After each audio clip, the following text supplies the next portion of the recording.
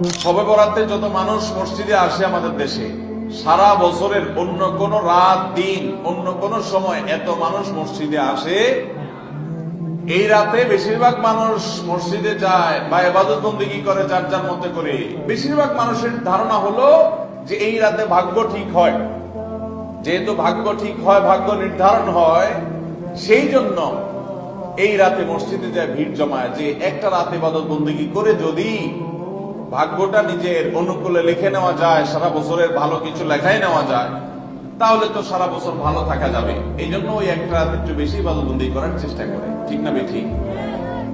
ভাইরা আমার, প্রথম কথা হলো ভাগ্য নির্ধারণ এই রাতে নয়, বরং লাইলাতুল কদরে হয়। দ্বিতীয় কথা হলো ভাগ্য নির্ধারণের জন্য একটা রাত মসজিদে গিয়ে ইবাদত বন্দেগী করলেই আমার ভাগ্য নির্ধারিত হয়ে যাবে বা ভাগ্য ভালো কিছু লেখা হয়ে যাবে ভাগ্যে, এরকম কোন কথা কোরআন বা হাদিস থেকে পাওয়া যায়? কোরআন হাদিসে কি পাওয়া যায়?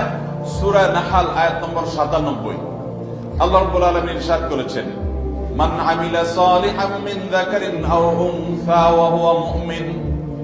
পুরুষ হোক আর নারী হোক, যে কোনো ব্যক্তি যদি ঈমানদার অবস্থায় ভালো কাজ করে, কোরআন হাদিসে নির্দেশিত কাজ, আল্লাহ যা করতে বলেছেন, রাসূল সাল্লাল্লাহু আলাইহি ওয়াসাল্লাম যা করতে বলেছেন, যদি সে কাজগুলো করে, তাহলে কি হবে?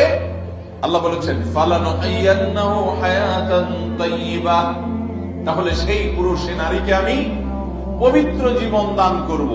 এই পবিত্র জীবনে মানুষ সুখী থাকবে, এই পবিত্র জীবনে মানুষ সমৃদ্ধ থাকবে, এই পবিত্র জীবনে মানুষ ভালো থাকবে, নেক থাকবে।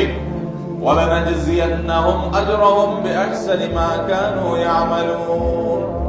এবং এই ইমানদার নারী পুরুষরা যদি নেক আমল করে, ভালো কাজ করে যদি সব সময়, তাহলে সেক্ষেত্রে আল্লাহ বলেছেন তারা যে ভালো কাজ করেছে ওইটা সবচেয়ে উত্তম বিনিময় আমি তাদেরকে দান করব।